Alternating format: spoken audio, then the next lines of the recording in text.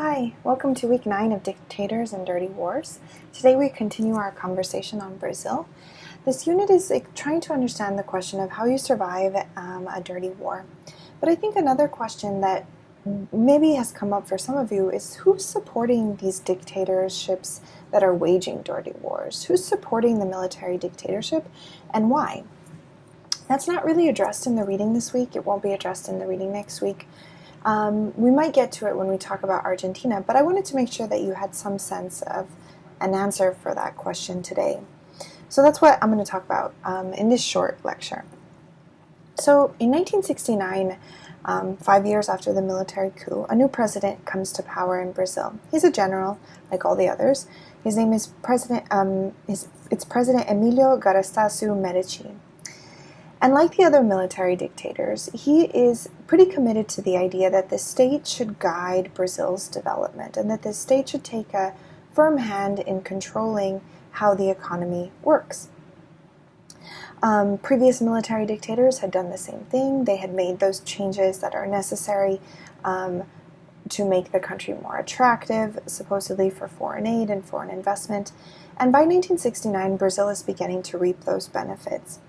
But when Medici takes power, he appoints a new financial minister, and this new minister is going to enact several changes that are going to lead to a period of economic growth in Brazil, known as the Brazilian Miracle, which lasts from about 1969 to about 1973. What are the changes that he makes? There are several important ones. The first is that he eases credit, makes it easier for people to take out loans and to borrow money.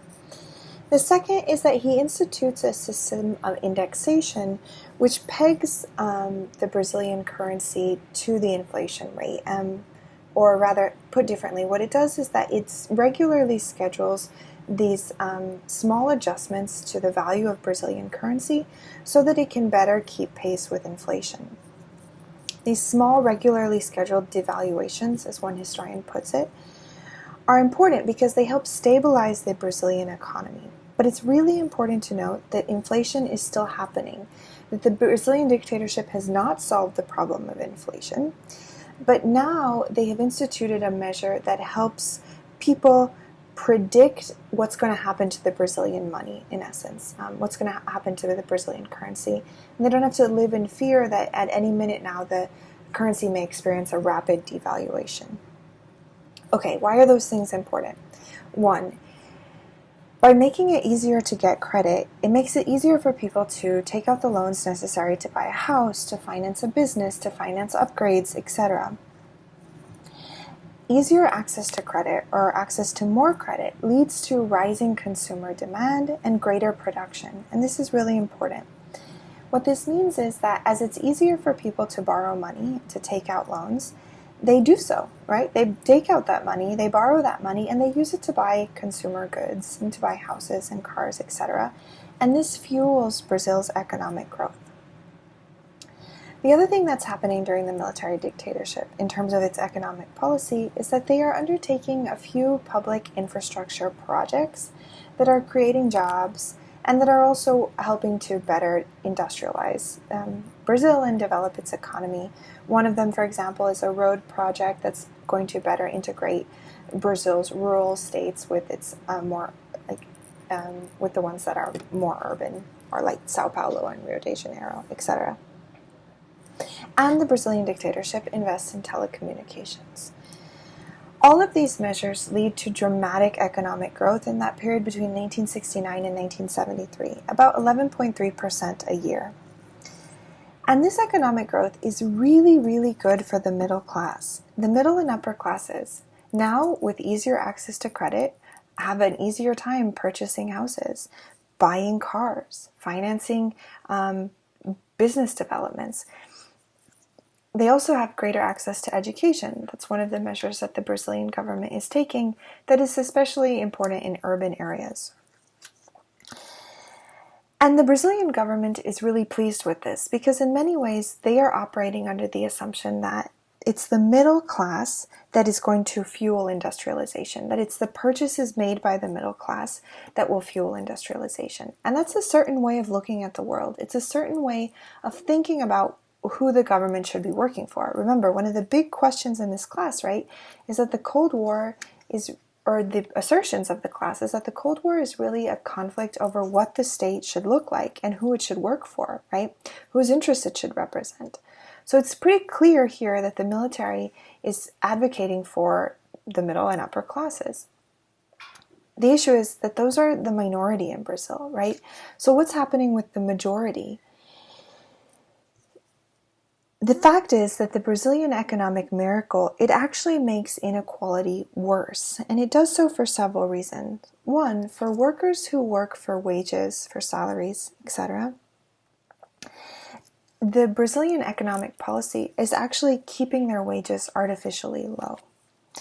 The indexation that I mentioned earlier is makes it so that workers' wages, even though that the money is supposed to be being devalued to keep up with inflation, it still isn't keeping pace with the inflation. And so workers' real wages are actually declining, and that means they have less purchasing power.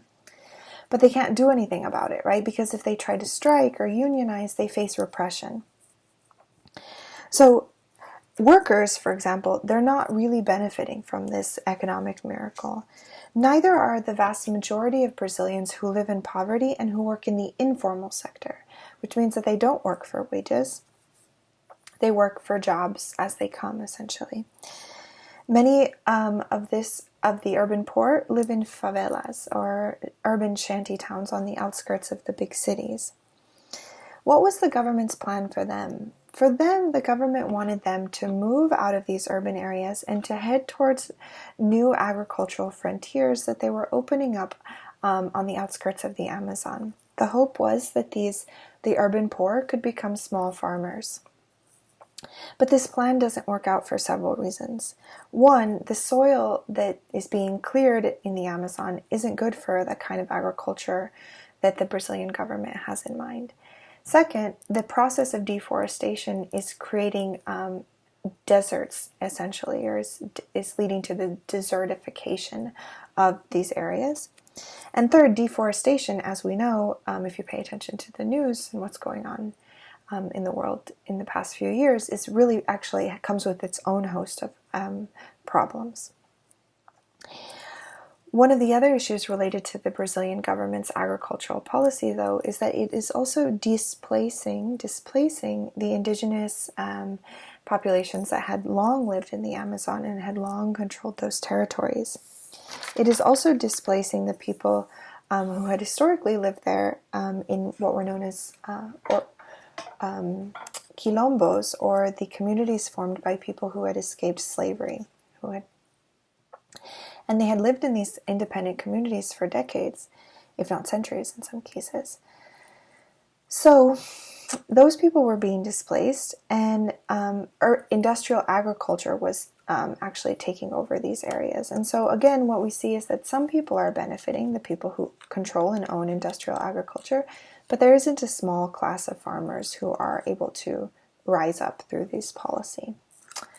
Another group is also suffering during this period, or is continuing to suffer as a result of the military policies, and that's Black and mixed-race Brazilians. So you know Brazil has a very complicated history with race, and in this period the military is really doubling down on the idea that Brazil is a racial democracy, that it's free of racial discrimination. And yet we also know during this period that Black and mixed-race Brazilians made less than half of what white Brazilians did. Still, the military pushed hard this idea of racial democracy, and they went so far as to purge researchers who contradicted it, right? So people in the university who studied the question of racial discrimination were purged. Activists who fought for racial equality were targeted by intelligence and security forces. So the military dictatorship is a period that benefited some people economically, right? For the people who already had a little bit of money, the people who were already comfortable, the military dictatorship is an era of prosperity, as one historian put it. It's an era when they are benefiting economically. But for the vast majority of Brazilians, they are experiencing increasing inequality. What this situation means, though, is that it really protects the middle and upper classes from the realities of the dictatorship. It allows them to ignore the repression that their comfort is built upon, right? The military, meanwhile, uses this period of economic growth to legitimize its continued rule and to say, like, look, this is working, right? This is working. These policies are leading to economic growth. The issue, as we will find it next week, is that this is not sustainable, this economic policy. For one, Brazil is importing 80% of its oil. It needs to do that to fuel its industrialization. And in the early 1970s, the price of oil is going to start to skyrocket dramatically. And that is going to lead Brazil's trade deficit to balloon to about $4.5 billion, which will create an economic crisis. We'll talk a little bit more about that next week. So the point I wanted to stress here, again, is why might some people be happy during the military dictatorship? And the argument that I'm making is that some people are happy because they are benefiting economically, and that benefit enables them to turn a blind eye to the repression on which the economic growth is built. Okay, so that's all for this week. I have 2 announcements. The first is look out for another video from me that explains the final project. It should be up by Wednesday. And then the second is that next week we're reading excerpts from A Torture Report from Brazil, which was one of the books you had to buy. We're just reading excerpts of it though, so I'll post what pages you need to read at the end of the week when I post your reading guide.